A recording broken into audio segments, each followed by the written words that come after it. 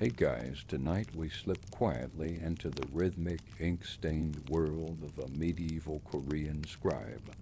You're tucked into a tiny wooden hut on the outskirts of a bustling government compound, where dawn creeps through the oiled paper windows in gentle streaks. It's still dark enough that you're half asleep as you sit up, your back stiff from a floor mat that might as well be carved from granite. Your joints creak in protest. Being a scribe isn't exactly glamorous. The air smells of old paper, smoke, and the faint hint of fermented bean paste wafting in from someone else's breakfast. Your room is small, barely wide enough to lie flat, but it's filled with the tools of your trade. Bundles of bamboo brushes, little porcelain ink wells, and tightly rolled scrolls tied with red string. Somewhere nearby, a rooster lets out, a half-hearted crow. Welcome to the 15th century, where your quill is your fate, and your ability to copy someone else's words perfectly may be the only thing standing between you and starvation. So, before you get comfortable, take a moment to like the video and subscribe, but only if you genuinely enjoy what I do here. Let me know in the comments where you're listening from and what time it is for you. Now, dim the lights, maybe turn on a fan for that soft background hum, and let's ease into tonight's journey together. You rise and fold your bedding with the precision of a monk. It's an old habit from your apprenticeship days, and some part of you still fears the reprimanding voice of your first master. Every movement is quiet, respectful. There's an unwritten rule in scribe quarters. Make no noise before the ink dries. You step outside, your straw sandals whispering against the packed earth. The village around you begins to stir, but it's a gentle kind of stirring, no carts rattling just yet, only the clink of buckets being filled and the soft scuff of sweeping brooms. You nod to a fellow scribe, just as bleary-eyed as you, and return inside to begin your morning rituals. First comes a short bow to the scroll shelf. It's not exactly religious, but there's reverence in this act. These scrolls represent hours, days, sometimes months of meticulous work. They're government records, tax documents, royal edicts, land grants, all copied by hand, all depending on your precision. You sit cross-legged at your low desk. It's the same one you've used for years, worn smooth by repetition, with a small neck in the corner where your ink stone always rests. You unwrap your writing tools from a cloth bundle, each one arranged in the same order every time. You check the tips of your brushes. Any fraying is disaster waiting to happen. Historians still argue whether the scribe's early morning preparation ritual had any spiritual undertone or if it was simply practical. But you know it brings calm, the same way tea does. And besides, who wants to copy an imperial edict with a shaky hand? As the sun peaks higher, your room fills with light, just enough to see the grain of the paper. There's a certain satisfaction in preparing your ink, a slow grind of the ink, stick against the stone, adding water drop by drop. It's a meditative process, like sharpening a blade, but for words. You grind until the mixture is just right, thick, black, and unforgiving. You test your brush on a scrap sheet, drawing tiny circles and flicks to warm up your hand. The strokes must be controlled, delicate too fast, and the ink bleeds too slow, and the line breaks. The brush dances with a kind of restrained freedom, as if it knows you have 300 more characters to write before lunch. Now, the scrolls. Today's task: 3 pages of land tax records from the southern province. Not the most thrilling content, but they don't pay you to be thrilled. They pay you to get every single ideogram right. A single misplaced mark could mean a village owes twice the tax or none at all. And guess who they'll blame? You dip your brush and begin, one character at a time. Name, family head, number of rice paddies, total yield dot. The flow is comforting. Like counting sheep, but with higher stakes. You find rhythm in the repetition, and for a while you forget how sore your back is. A beetle climbs onto the corner of your desk. You gently nudge it away with the end of your brush handle. It tumbles off with comic flair, probably offended.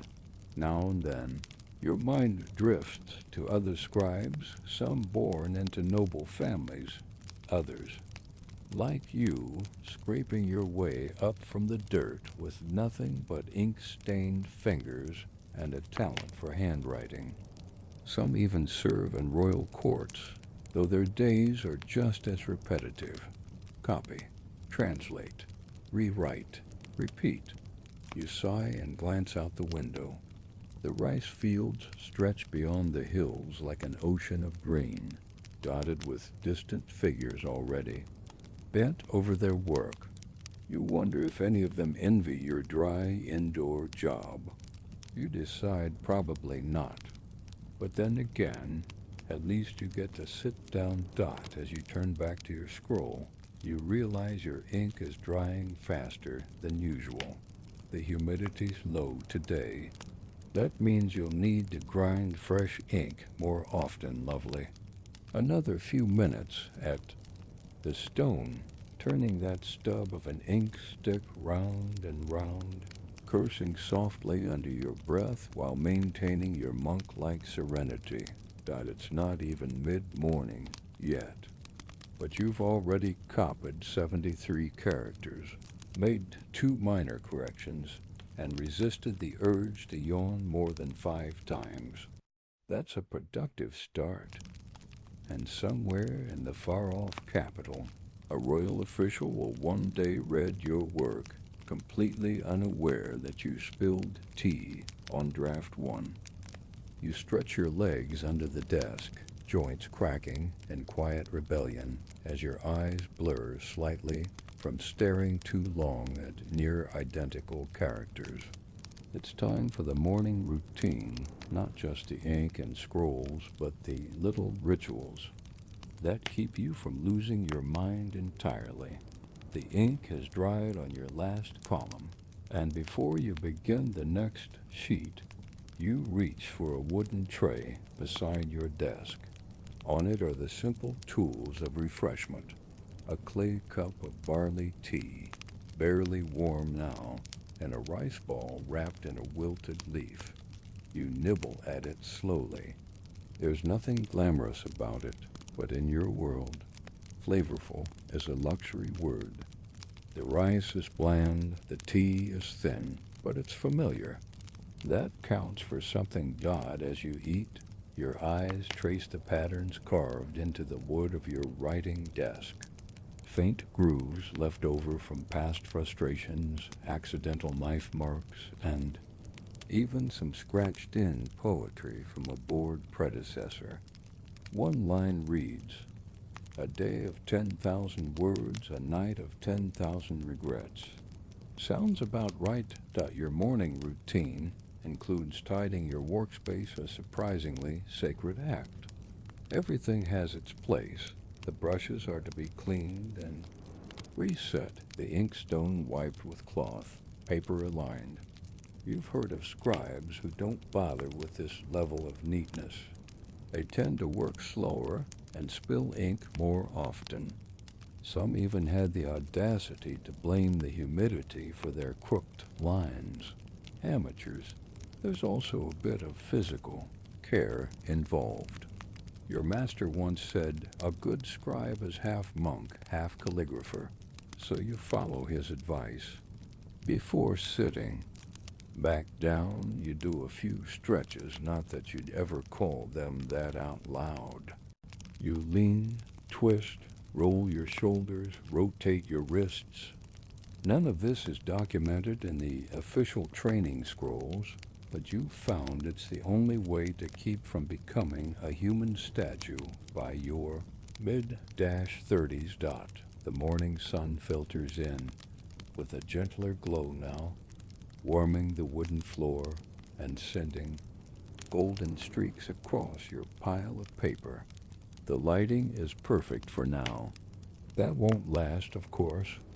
You'll miss this moment when you're squinting at your scroll by candlelight later.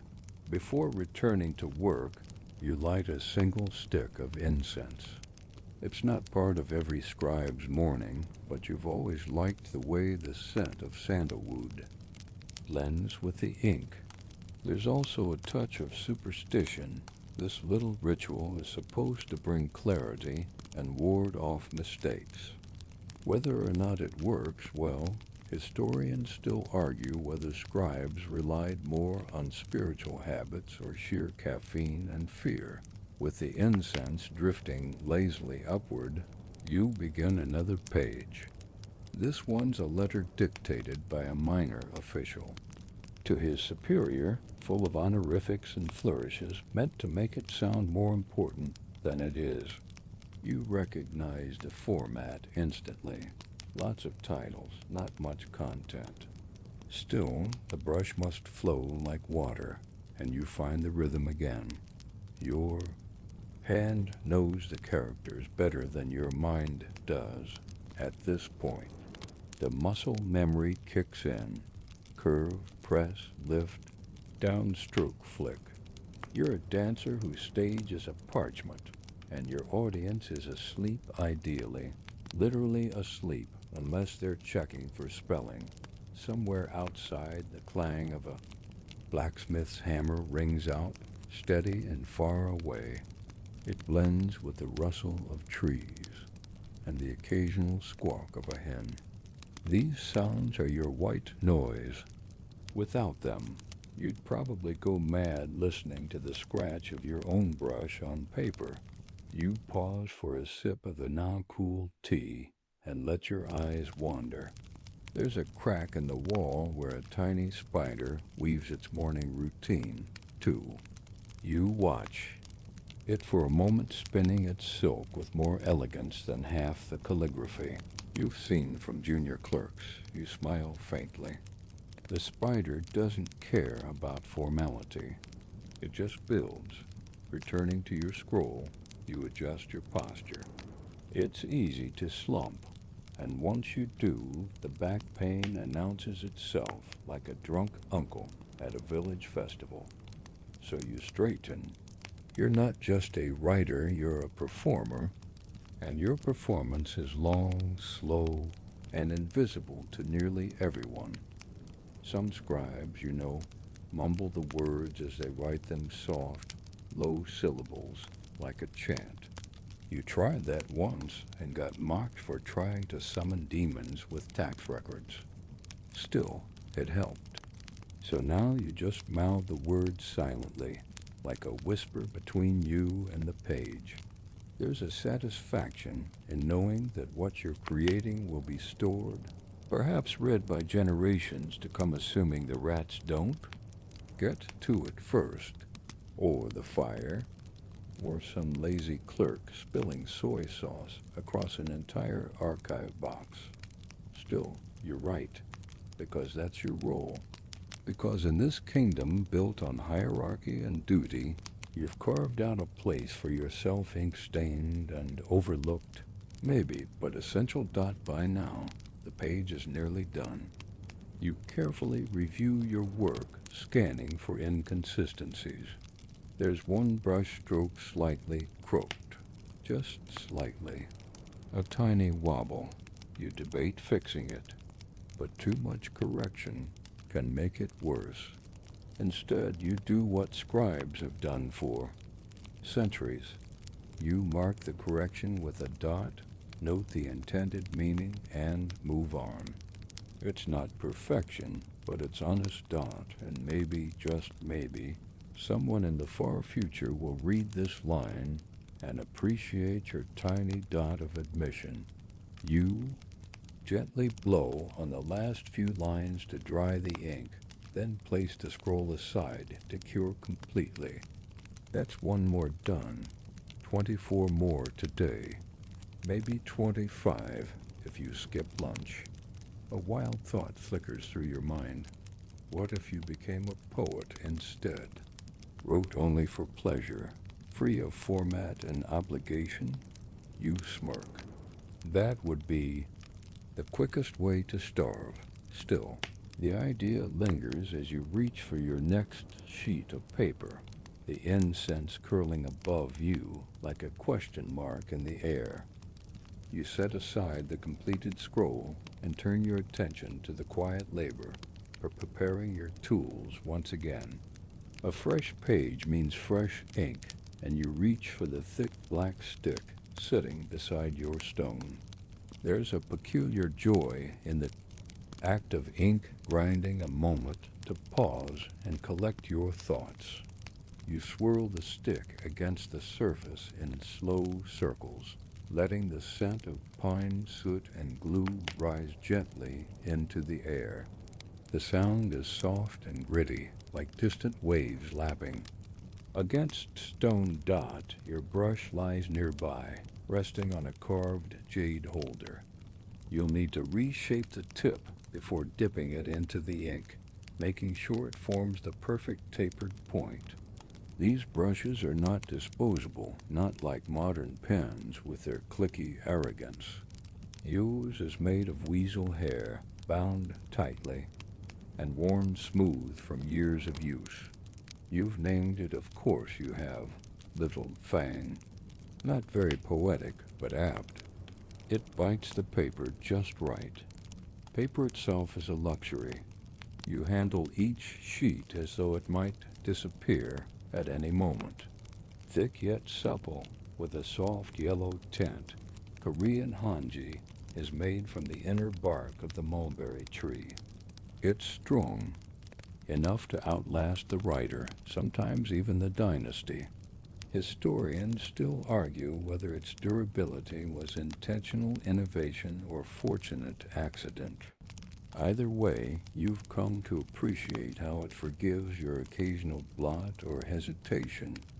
But before paper, before ink, before even your thoughts, comes the brush. There's a ritual in soaking it just enough, gently pressing out the excess water between your fingers and testing the feel of it on a spare scrap.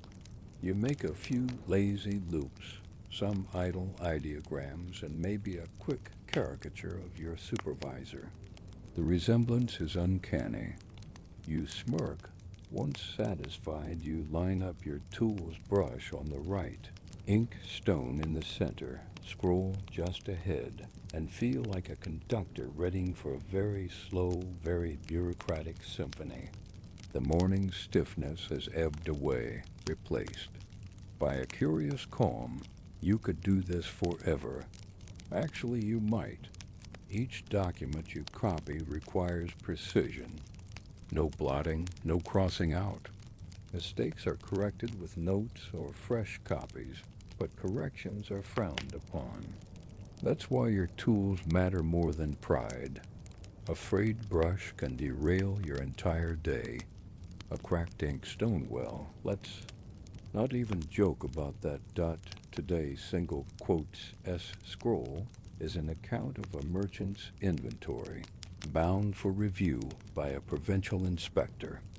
100 items, some recorded in meticulous detail. You see silk, ginger root, dried fish, and oddly 3 barrels of horse dung. You blink. That must be for fertilizer. You hope.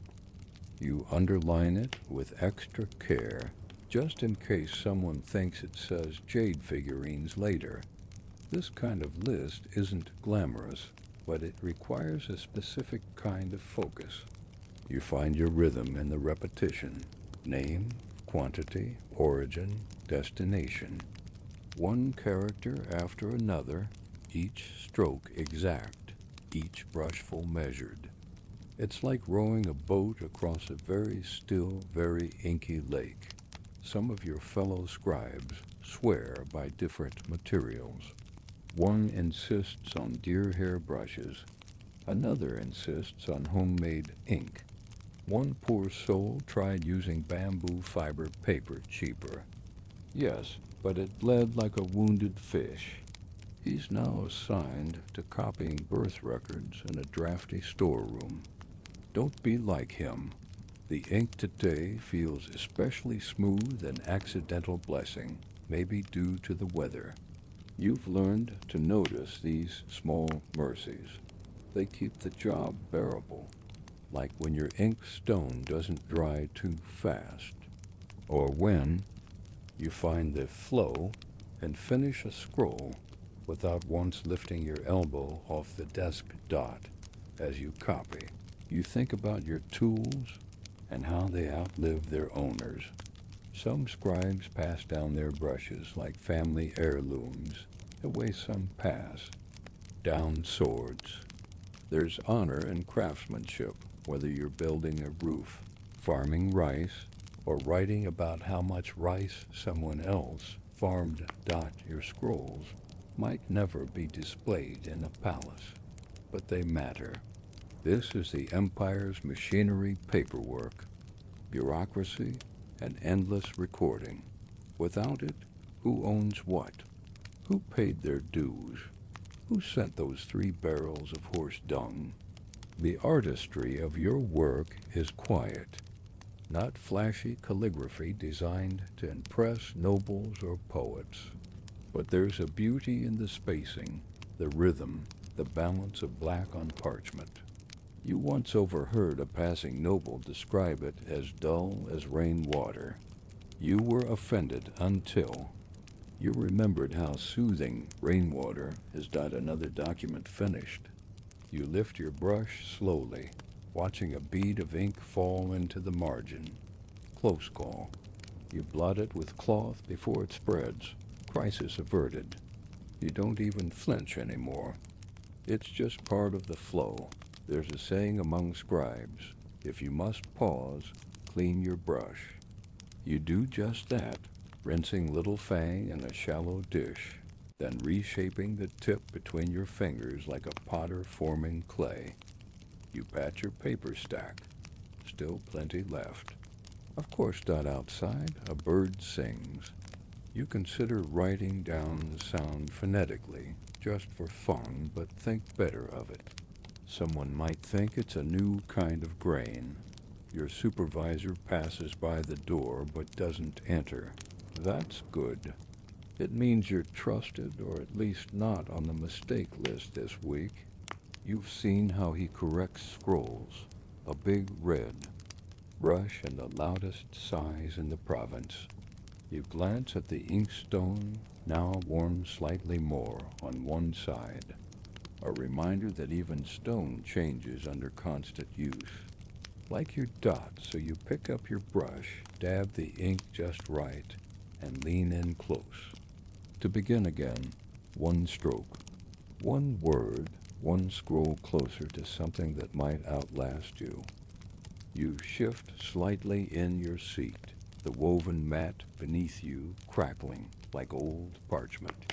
A small breeze tiptoes in through the window slats, lifting a strand of hair across your face, and you brush it aside absently.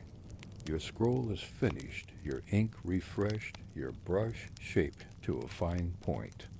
But before you dive into the next assignment, you let your thoughts drift for just a moment out beyond the paper, beyond the tools, to your place in the grand machinery of it all.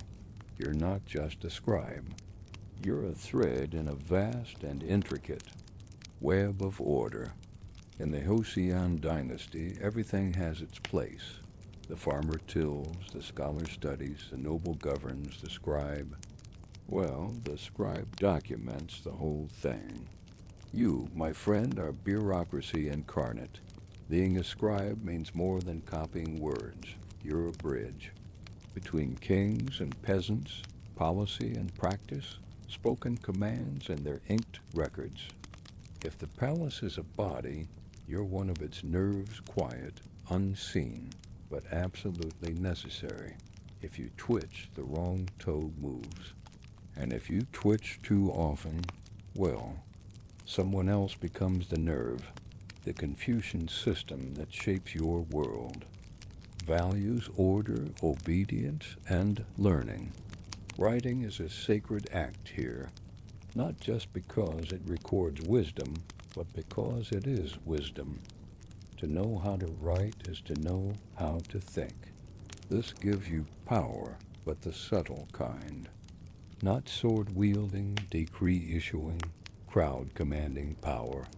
No, yours is the power of the quiet correction, the careful comma, the extra line in a family name that makes two brothers legally unrelated dot. It's no coincidence that your writing is mostly done in classical Chinese, not Korean. You're probably fluent in both, but only the elite read Chinese fluently. It keeps the commoners from poking too deeply into matters above their station.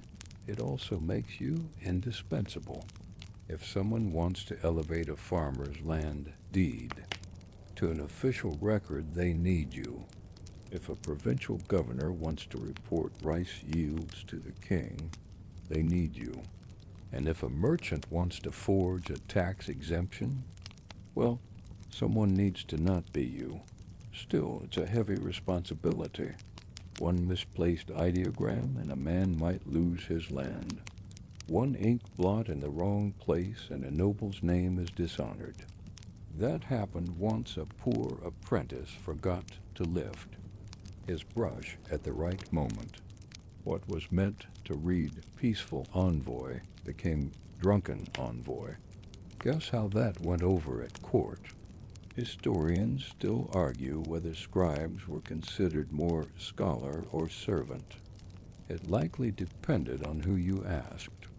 Nobles liked to think of you as obedient tools. Scholars saw you as lesser thinkers. But you know better. You know that every decree, every law, every boundary in this country passes through the quiet hands of people like you. Your day is shaped by the hum of scrolls being unrolled, the soft grind of ink, and the gentle whisper of brush on paper. But once in a while, you're called upon for more. You remember the time your supervisor tasked you with drafting a letter for a minor noble who wanted to marry above his station. Make it sound humble, he'd said, but dignified, flattering, right, but not desperate, and no mistakes. You rewrote that letter 5 times before you were satisfied. The noble was rejected anyway, but you were praised for your wording. Small victories not that you get much glory. Your name rarely appears on the scrolls you write. You're a ghost behind the words, a hand without a signature. Occasionally, someone will notice a particularly elegant line and ask, "Who copied this?" If they're feeling generous, they might offer a nod of approval or a steamed bun. But you don't do it for glory. You do it because it keeps the gears of this world turning. Because in a society that prizes harmony and ritual, scribes are the quiet beat behind the ceremony. Your apprentice sits across the room now, quietly grinding ink. They watch you with that mix of awe and terror that comes with having made their first public mistake last week. You told them it happens to everyone, even you, especially you. Then you handed them a fresh sheet and made them copy the same sentence 300 times. It's how you learned. By repetition, by quiet discipline, by the patient understanding that mastery is earned one brushstroke at a time. You're not born a scribe. You're written into one. You still remember your own first assignment. copying the records of a plum orchard. You were so nervous your hand shook, and every character leaned to the left like a drunk poet. Your master didn't yell. He just made you do it again and again until your brush moved like water over stone. Some parts of the job never get easier. The pressure, the eye strain, the unrelenting standards. But there are moments brief, gentle ones where you sit back and look at the finished scroll in front of you and think, yes, that looks right, and that's worth something. You pick up your next document and recognize the seal immediately.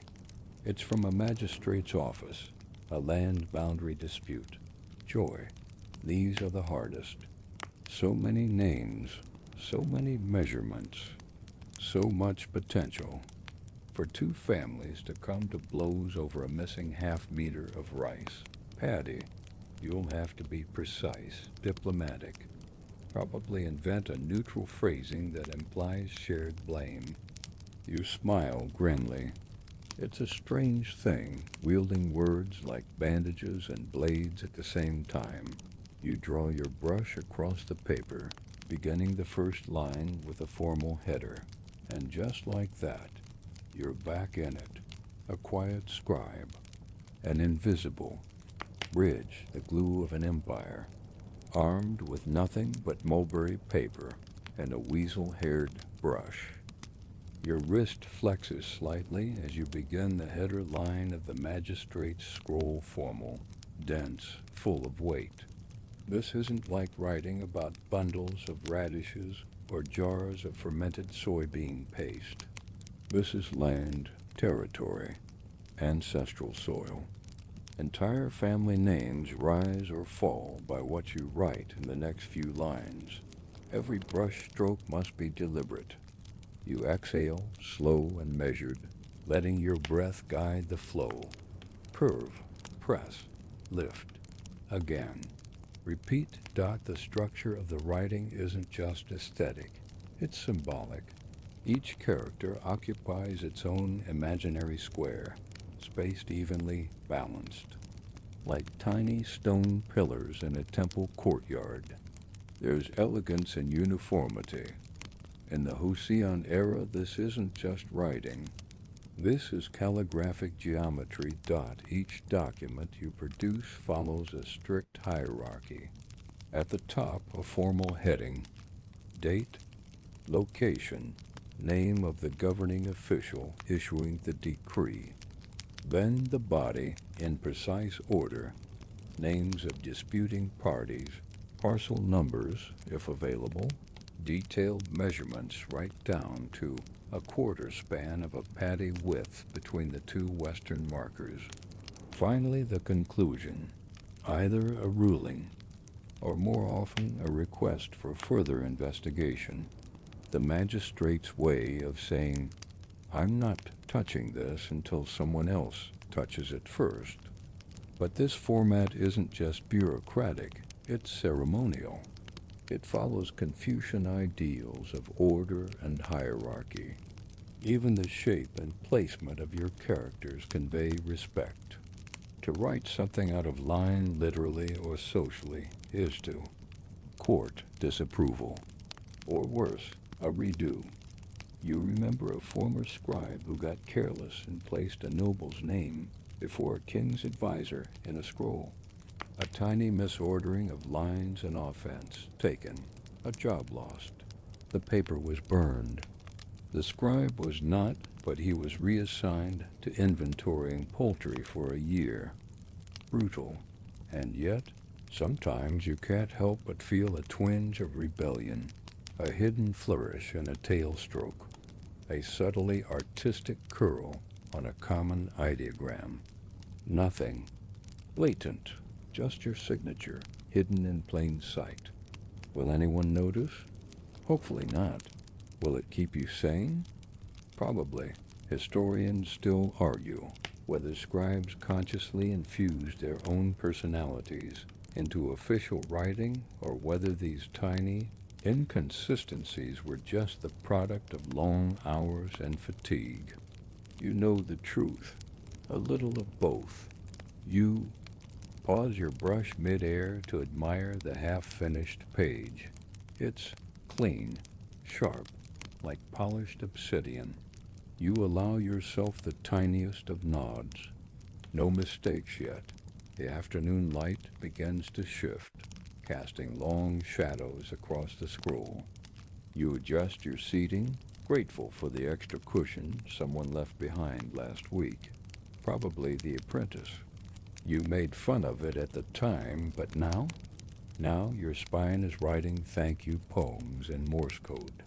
You glance at the apprentice, now they're still at the ink stone, furrowing their brow as they copy the 1,000-character classic for the third time today. You did that once too. Every scribe does, not because the classic is useful, but because it contains no repeated characters. It's like calligraphic weightlifting. Once you've copied that thing a few hundred times, even government forms feel like haiku. The magistrate's document continues. You reach the part where the land measurement is described in confusing regional terms. 6.5 arms wide by 2 oxen lengths long, bounded by the crooked pine and the shallow stream that dries in summer. Vague metaphors. The enemy of clarity. You do what all good scribes do, clarify without changing the intent, a diplomatic rewrite. You phrase it as bounded to the west by a solitary tree, locally known as the bent pine, and to the east by a seasonal tributary. There, formal, poetic, legally safe. These decisions are part of the job. You're not just a copyist. You're a translator, a stylist, a part-time peacekeeper dot, and every time you get it right, it feels like a small win in a life where victories arrive in settled ink strokes. You stretch your hand again, fingers stiffening just slightly. That's the thing with brushwork. It's not about pressure, but control. Too firm and the bristles splay, too light and the ink skips. It's a balancing act, like walking across rice paper without tearing it. Speaking of balance, you recall a curious fringe story from a neighboring province. A traveling scribe who reportedly developed a unique technique of writing upside down to avoid shadow interference. Most think it's a myth, but your old mentor claimed to have seen him once his scroll tacked to the ceiling, brush dripping from above like some bureaucratic bat. True or not, you admire the creativity. You shake the memory away and finish the last paragraph of the magistrate's ruling. A neutral conclusion classic. No decision. Just an order for further inspection. You write it in the usual phrasing. Let appropriate officials be set to measure anew, and let the record remain until such time. A sentence that says, "We don't know, we'll know later. Please stop arguing." You sign off with the official's title, name, and red stamp. Mark space. The actual stamp will come later, of course. But you leave the margin clean and wide. Never crowd a seal space. That's how one poor clerk got his scroll tossed into a pond out now. Before the ink dries, you scan the page from top to bottom, character by character. It's like counting sheep, but with consequences. You find no errors. You gently blow across the parchment, the breath cooling the wet lines. Done. You set it aside, carefully folding the upper corners to keep the scroll's edges clean. You lay it near the window to dry completely, placing a flat bamboo weight on top. If the wind lifts it prematurely, you'll spend the next half hour recopying lines through your tears. You take a deep breath. Another scroll down. another layer, added to the slow, invisible wall that scribes build each day to hold up an entire kingdom. You flex your wrist, wiggle your fingers, and reach for the next scroll. You roll your shoulders and exhale slowly, then glance down at the next assignment. This one's heavier, not literally, though the paper is thick and crisply folded. It's one of the grand scrolls, an official court transcript requiring elegant, flawless calligraphy from start to finish. A scribe's masterpiece or nightmare, depending on how your wrist feels that day. The scroll begins not with a line of names, but with a phrase that makes your stomach tighten. By decree of the royal court. One of those dots. You sit straighter, reposition your inkstone, and brush your sleeves back from your wrists in the manner your old master taught you. Never let the silk touch the scroll, he used to whisper, as if the fabric had opinions. Royal ink absorbs only focus. With care, you unfold the document beside your workspace. The lines are already sketched faintly with thread, guiding your strokes into strict alignment. No improvisation allowed here. No hidden flourishes or wink-wink extra tails on ideograms. This is where art bows low to order. Your job today. 2. Transcribe the proceedings of a recent royal inspection of a provincial granary. It's full of words like accountability, integrity, and shortages. Translation: someone messed up, someone else blamed them, and now the king wants it all in writing. Glorious. You dip the brush and begin, this time with more formality than usual. The first line opens with a long list of titles, some so lengthy they feel more like poems than ranks. You've always thought Chief Inspector of the Southern Agricultural Granaries, Guardian of Regional Provisions, and Commander of Seasonal Storage Oversight sounded like someone made it up on the spot. Historians still argue whether these titles held real political power or were mostly ceremonial honors stacked like rice bags to flatter aging officials. Either way, you write them all, in perfect order, with perfect spacing, no wobbles. No jokes. It's odd, transcribing words that carry so much weight while being removed from the events entirely. You weren't at the granary. You didn't hear the inspection. You weren't there when the inspector discovered a mysterious shortage of 10 stone jars of millet. But here you are, reconstructing it all, word by deliberate word, as if you'd been hiding behind the grain sacks. Every sentence begins with great pomp. It was observed by his honorable presence that every accusation is buried under flowery formality. There existed a notable discrepancy within the expected yield, which may be attributed to certain clerical miscalculations. You pause, arch a brow, and mutter, miscalculations, huh? You underline the character with extra care, just to make sure the sarcasm shows up. Invisibly, copying these transcripts is delicate work. Each official's words must be recorded, faithfully but also artfully. Their egos are as fragile as your brush tips. One perceived slight in the stroke order, and they'll be questioning whether that slightly shortened character for responsibility was intentional shade.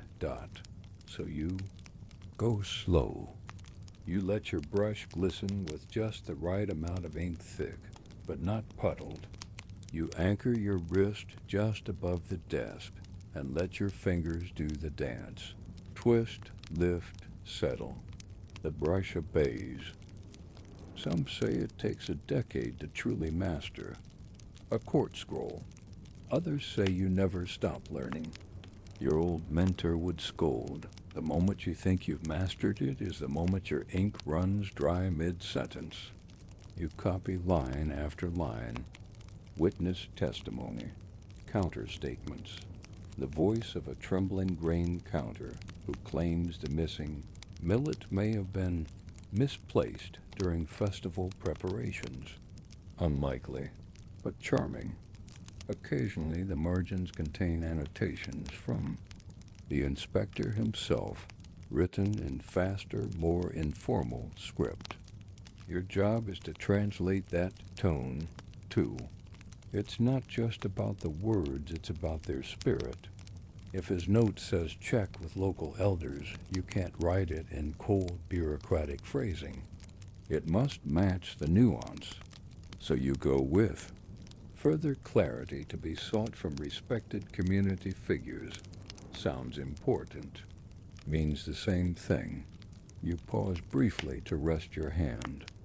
You wiggle your fingers and stare at the bamboo ceiling, wondering what it would be like to work in a different government department. Postal messengers?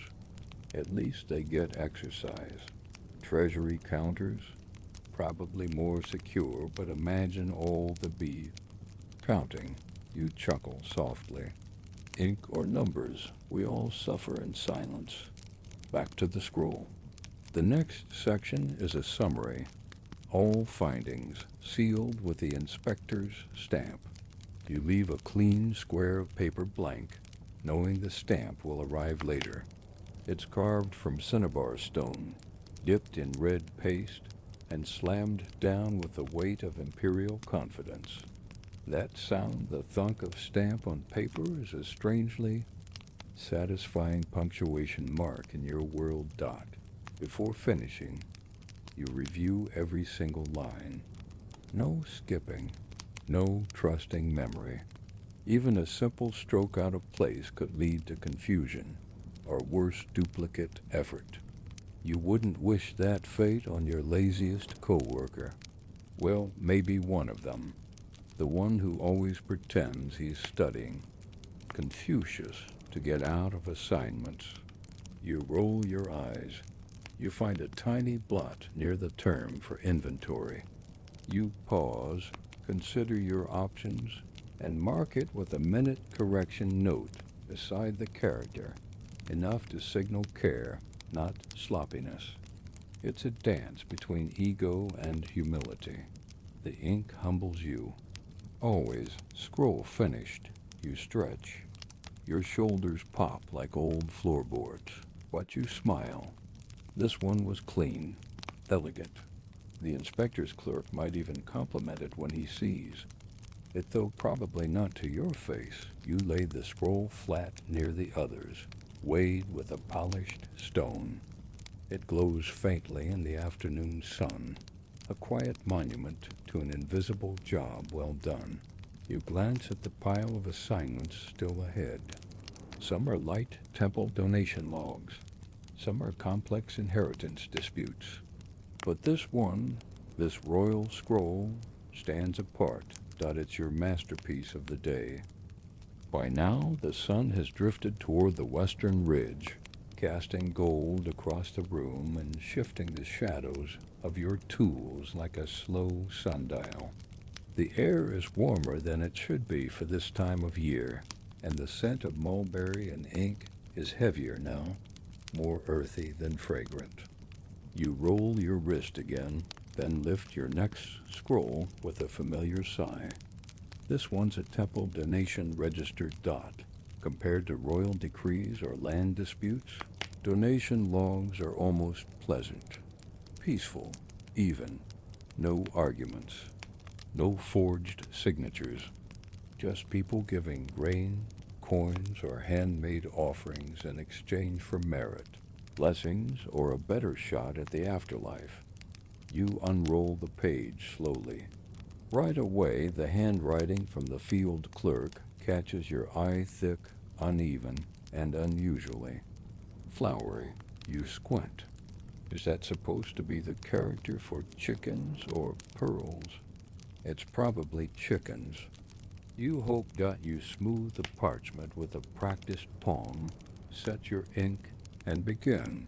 The scroll is divided into two columns, donor on the right, gift on the left. Some give rice, others silver. One generous woman is offered 10 lotus-scented soaps, rare and oddly specific luxury. You write that line with a small smile, picturing the monks at the temple politely nodding as they unwrap fancy bathing supplies they'll never use. You've always liked temple records. There's something comforting about how sincere they are. No one's trying to cover up a shortage. No one's fabricating borderlines. These are people with hopes, fears, and just enough extra barley to try to tip the scales of karma in their favor. Of course, not all donors are entirely selfless.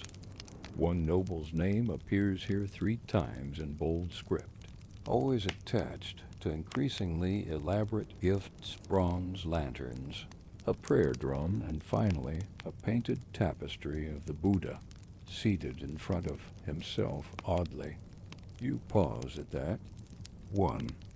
Either the artist was avant-garde, or they ran out of models. You make a careful note in the margin. Depiction ambiguous duplicate figure noted. Subtle, helpful, non-committal. That's your trifecta dot as you write. You realize the names on these pages are a catalog of local society. Farmers, merchants, monks, midwives, even a traveling musician whose offering is simply listed as a well-played flute. You wonder if the temple took it, or if they just politely listened and prayed he'd stop. Historians still argue whether temple donation logs reflect spiritual sincerity or social performance. Was the aim devotion or visibility? After all, the bigger the gift, the larger the name. These scrolls were often displayed during festivals, held up like ledgers of virtue. Some donations were given not from the heart, but from the ego. But here, you don't judge. You just copy. The act is meditative. The donor's name, their gift, the date repeat. Occasionally you add a note. Grain arrived slightly spoiled. Or coins marked with foreign stamps. You write that last one carefully, remembering the controversy from last winter when someone donated coins minted in Ming China. A small gesture, politically loaded. The temple returned them. You had to rewrite half the scroll. Even the smallest marks matter. One slightly off kanji can turn cooked rice into boiled fish, and suddenly a vegetarian monk is demanding answers. You chuckle quietly at the thought. Your apprentice sneezes from across the room, causing a minor ink splatter on his practice page. He freezes. You wave it off. Everyone ruins a line or two during pollen season. Dot back to your scroll. You reach a curious entry. 3 painted eggs, inscribed with blessings, delivered on the 5th full moon. You tilt your head. The handwriting is ornate, the description vague. Painted eggs. Why? You make a small side note for the temple. Archivist. Item unclear, ceremonial or symbolic? Hopefully someone knows. You wonder briefly what kind of scribes temples use. Do they have their own? Or do they hire freelance writers with better brush strokes and worse sleep schedules? You've met one or two. They're usually quieter than even you are, which is saying something. The donation scroll nears its end. You write the formal close. May the merit of these offerings carry through the seasons and cleanse all worldly suffering. A pretty thought, even if you're not entirely sure how effective it is at canceling taxes. You add the final notations and leave space for the abbot's seal. The rest will be handled by temple hands. Your part is done. You let your brush rest as you roll the scroll gently into a perfect cylinder and place it into the wooden bin beside your desk. That's the last of the donation logs today. You lean, but back and stretch again, your spine clicking like an old abacus. Your fingers are smudged with ink, your sleeves dusted with faint charcoal from the incense, and your brain somewhere between calm and quietly overloaded dot. It's late afternoon now, and the light has softened to a mellow amber. Outside, someone is ringing a bell, likely from the nearby temple. Not for you, but you let the sound settle over you anyway, like warm broth. You look down at your inkstone. The ink is drying at the edges, curling like moss. You pour a little water into it and give it a gentle swirl, watching it dissolve back into black. Glass, you've written hundreds of names today. People you'll never meet, gifts you'll never see, but somehow you feel connected to each one. Every stroke was a bridge across distance, status, time. You lift your brush once more. There's still an hour before sunset. Just enough time for a short scroll, something simple. A record of tool repairs, perhaps. And as you set the brush to paper again, you smile to yourself. There's peace in this work. As the sun begins its lazy descent behind the tiled rooftops, your room is bathed in that golden light that makes everything scrolls. Ink. Even your tired hands look just a bit nobler than they probably are. You've picked a shorter document to end the day with a maintenance log of palace tools. Not glamorous, not delicate, but somehow satisfying in its earthy simplicity. The first entry, 2 broken hose, 1 with bent shaft. You copy it without giggling. You are a professional. Tool logs are as close to gossip as your desk gets. They reveal stories behind the work quiet tales of wear and breakage, misuses, accidents, and sometimes secret improvisations. You once read an entry describing a ceremonial ladle repurposed as a pig-feeding scoop. You still think about that sometimes. This scroll is addressed to the palace provisioning office, which means you need to be extra neat. Not because they're powerful, but because they're picky. Their head clerk once rejected a scroll because the margins were too cheerful. No one has ever figured out what that meant. Today's list contains a wide assortment. Wooden rakes with missing teeth, roof tiles cracked during last week's windstorm, a cartwheel that squeaks at inappropriate moments, and your personal favorite, a ladder that speaks too freely when stepped upon.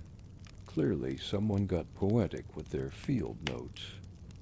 You copy these faithfully, character by character, not because anyone will admire your work, but because these mundane logs hold the true rhythm of palace life. It's not the royal ceremonies that keep the kingdom stable. It's the functioning of the things people stand on, eat with, write with, and occasionally trip over dot as you go. You can almost imagine the lives behind the items. A tired gardener leaning on a cracked spade. A cook fuming as the rice paddle breaks mid-stir. A servant muttering at a broom with a crooked handle. These aren't just repairs. They're small acts of recovery, restorations of order. One quirky entry mentions inkstone chipped at corner. Suspected dropped by left-handed. Scribe, you freeze. Look down at your own left hand. Then laugh softly. The odds are low, but you move your inkstone back a few inches just in case. You've heard the rumor that the palace carpenters keep a secret mark on the tools they fix most often, a carved loop. barely visible, like a tally, not for spite, just for fun. Some say they even wager over which ladles or carts will return first. Historians still argue whether such practices were real or exaggerated, passed down through oral tradition among the craftspeople. You suspect they're true. Bureaucracy is only tolerable when salted with mischief. You pause to stretch. There's a gentle creak in your spine and an answering groan from the desk. You look at the soft edges of the paper beneath your fingers and realize this, too, will be preserved. This scroll will be bundled, stored, and forgotten until a distant clerk checks inventory or an inspector demands to know why the temple's south-facing wheelbarrow never reappeared. You reach an odd entry.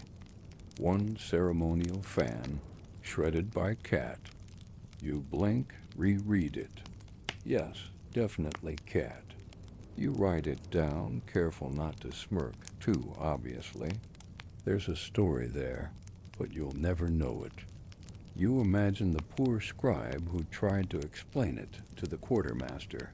Your brush glides more easily now, muscles warmed by repetition and soothed by the comfortable absurdity of a world built on broken spades and overly talkative ladders. You reach the end of the scroll and add a formal closing phrase. Items recorded per inspection. Repairs requested where appropriate. Respectfully submitted. You leave a space for the quartermaster's seal and draw a neat final line to end the page. No embellishment. No flair. Just a clean stroke, precise and final. The scroll joins the others in the finished pile, weighted gently by a carved figurine you've used for years, a turtle, smooth from use, its head tilted up as if always curious. You tap it once for luck. The light outside is thinner now, blue and peach mingling as shadows stretch across the walls. Someone is preparing for the evening meal. There's the distant clatter of bowls and the brief hiss of boiling water. Tidy your workspace with a familiar rhythm. Brush rinsed and shaped. Inkstone wiped gently. Finished scrolls aligned and stacked like sleeping birds. It's not just about order, it's part of the ritual, the closing of the day's thoughts. You take one last look at the scrolls you've completed. Nothing dramatic, nothing revolutionary, but all necessary. That's the beauty of this life. You'll never be famous, but the empire runs more smoothly because of your quiet work. You yawn once softly and glance toward the window. The wind has picked up slightly. You close the shutters. With a soft thud trapping the warm light inside. Tomorrow, there will be more tools, more names, more mysterious shortages, and overly ambitious soap donations. But for now, there is stillness. You've earned it. You lean back from your desk, your spine curving with relief as your arms rise in one long stretch toward the ceiling beams. The flame in your lamp wavers, softer now as if it too is ready to sleep. Outside, the faintest blush of dawn begins to stir just a breath of pale light brushing the horizon. You look around the room, bathed in that golden ink glow of tired satisfaction. Scrolls stacked neatly. Brush rinsed. The turtle paperweight still holding its quiet vigil. It's peaceful here. The kind of peaceful that settles into your bones. You close your eyes for a moment and let your breathing slow. Inhale cool with a hint of ink and pine. Exhale warm. Steady, unhurried, the kind of breathing that reminds you nothing else is needed. The stories you copied tonight will travel. Some will be read by nobles with furrowed brows. Others may never be touched again. slumbering in archives beneath dust and time, but they'll exist, preserved, cared for, and so will you in a way, a quiet hand behind the ink, a small part of something much bigger than yourself. Let the night hold you now. Let your mind soften, like parchment curling at the edges in the warmth. Let the stillness wrap around you, gentle as a quilt. The world is quiet, the ink has dried, and you have done enough. Sleep now. Scribe. Sleep.